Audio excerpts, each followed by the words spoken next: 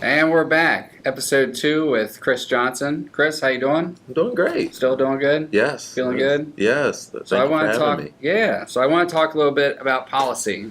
Got to learn a little bit more about you and your background, your youth, and growing up in Philly. Mm-hmm. But let's talk about some hard policy stuff here. Hey, And I'm ready. yeah, the Attorney General has a huge monumental role to fill, and coming off Matt Dehn and hopefully going into the Chris Johnson era. So, what are the top priorities for Attorney General once you win? My top priority is to reduce our prison population by at least 50% in the next 5 years, 5 to 6 years. And so it's ending mass incarceration is why I actually am running, because we have simply too many people in prison. And what that has done is destabilize our neighborhoods. So that's first and foremost, taking decisive policy and legislative action to make sure that our prison population is reduced, so that only those truly, small percentage of the violent offenders and the felons are in prison, and not those who are suffering from mental illness or substance abuse, or they're there because they're poor, or they're there for nonviolent offenses. We don't need them in prison. So that's first. That's the goal number one. Goal number two is to seriously combat the urban gun violence epidemic. We hear about the opioid epidemic. Everyone wants to talk about that, but we don't talk enough about the urban violence epidemic. And you have a background in that, correct? Correct. And so we can talk a little bit more about that, but it really is, urban violence is something that is still not getting addressed. We've had the CDC report that's now a few years old, and yet the recommendations have not been implemented yet in Delaware. So, that's a public health emergency, like the opioid epidemic. And number three is, again, it is simply social justice issues. So what I'm talking about is that we can't have safer neighborhoods if we still have income inequality, if we still have a failing education system in the city and in Sussex and other places throughout the state, and if we don't even have quality access to health care. So there's so many other parts of society that we must fix. So what I'm saying is I'm going to advocate for total justice. So it's not just, criminal justice reform. It's environmental justice. It's health care justice. It's housing justice. So it's a lot bigger platform that we have to work on these problems for us to seriously address the safety problems. We're talking about mass incarceration. The number of people that are in jail is staggering. We live in a nation that has the highest incarceration rate in the world. Yep. And then to top that off, we live in a state that has one of the highest incarceration rates in that nation. So, I mean, it's like a double whammy here. And we talk about economic justice. I mean, this is directly tied into the economy. One, we're spending money on incarcerating people that, as you said, don't need to be incarcerated, and not spending that money on the reentry programs we're going to talk about in a second. And then we're also wasting money that we could be using for other resources. And you've talked a little bit about this already, right? Yes, and it's a resource allocation. It's investing, and you'll hear me say this many times, investing in people, not prisons. Because right now, almost $300 million, which is 16% in the state budget, is spent on Department of Corrections. And that's a staggering number. And for a fraction of that, we could be investing in treatment. Because, for example, it costs approximately over $45,000 a year to house a typical adult inmate in Delaware.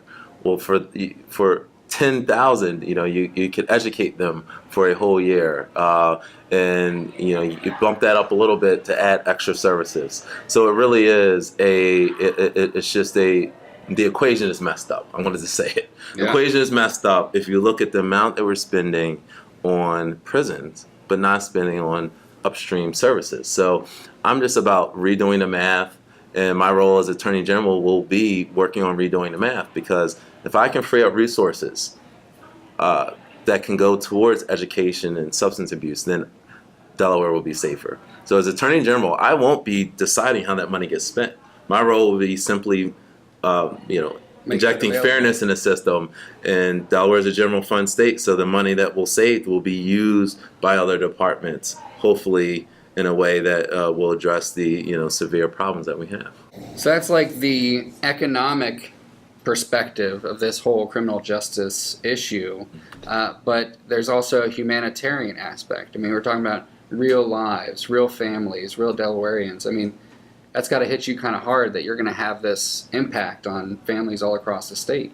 And that's again where the I will be working on injecting compassion into the system of justice, because it's been a very punitive system, but we need to start injecting more compassion. Again, it's my background.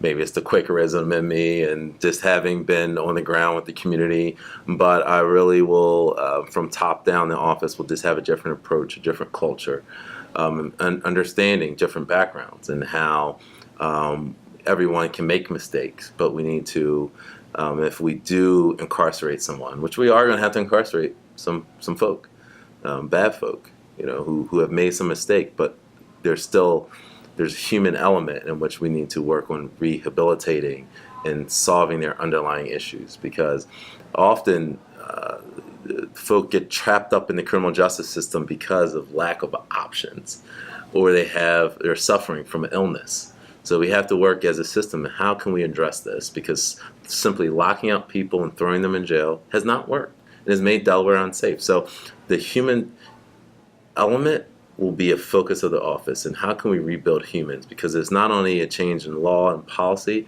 but I'm talking about a change in hearts and minds out in the community, that we're all in this together in this movement for justice. Yeah, I mean, going back a little bit, not too long ago, the prison riots, there was a lot of torches and pitchforks when that happened. Understandably, it's an emotional thing, but we need to look at the system as a whole and the aspect that these people will get out of jail, right? So do you want them either to go back into jail after committing another crime when they come out, or do you want to come out rehabilitated human beings and functional members of society, which is what your campaign's kind of all about? That from day one. And again, it's using my experience both on the ground level, on the policy end, of my 9 to 5, and then outside of my work hours, working with the community, that there's a lot of distrust in the system.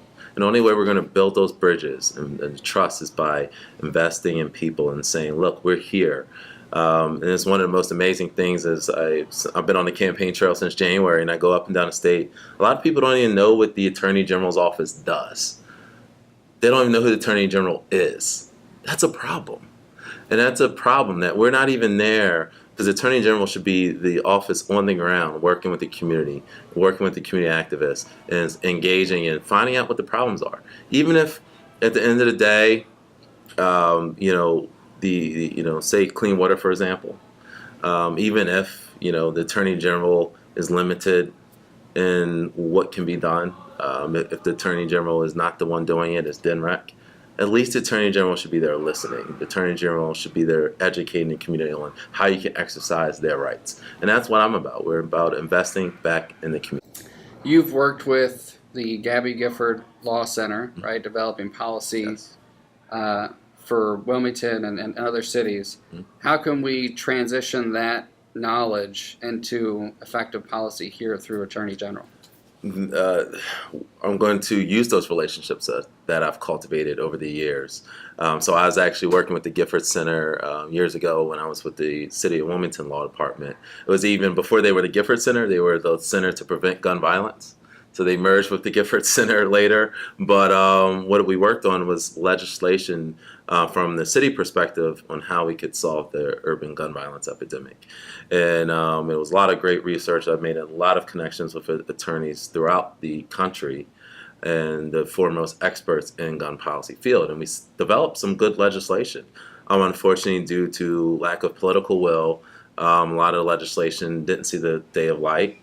And a lot of it, was tabled. And even last year, we had a gun offender registry, which was voted down in City Council. So my office will be focused on that in terms of tackling the urban gun violence epidemic. We're going to work with the Gifford Center in every town and Moms Demand Action to figure out what the best policies for Delaware are. And that's the thing. Sometimes in Delaware, we're scared. We have to always be the first, which is great. But in terms of this gun violence epidemic, let's look at nationally into who's done it the right way. Like Seattle has done amazing things in terms of their policing practices, their firearms policies. We should be dealing with them and talking with their experts and adapting it for Delaware. So that's what I'm going to do as Attorney General, is work with the national gun policy experts, the relationships I already have, and then figuring out how we can really solve this epidemic from day one. That would be an amazing day one. Yeah. Well, it won't be solved in day one, but it will be taking decisive action day one. That, this is the steps we're going to take, and the investment. And again, it's going to take the community. And this is overall what I talk about. This is a process. This change, I may be out of office by the time some of these changes, so we see the effects. Like investing in upstream education, we're not going to see those changes until 5 to 10 years from now when the children get older. But we have to start now. And that's the thing. We have to figure out the right plan and invest now.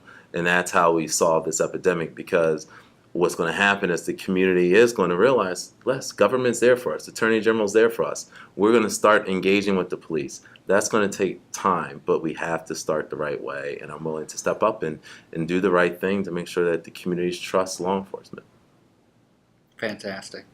Well, thank you very much, Chris. Thanks for sitting down with us. Thanks, you, everybody, everyone. for watching at home. Really appreciate it. Stay tuned with Delaware United. We're going to do a lot more interviews. Hopefully we'll talk to Chris again as we get along. And make sure to keep a lookout for our group canvas with Chris Johnson for Attorney General. Thank you. Thanks, brother. Thank you, everyone. Take care.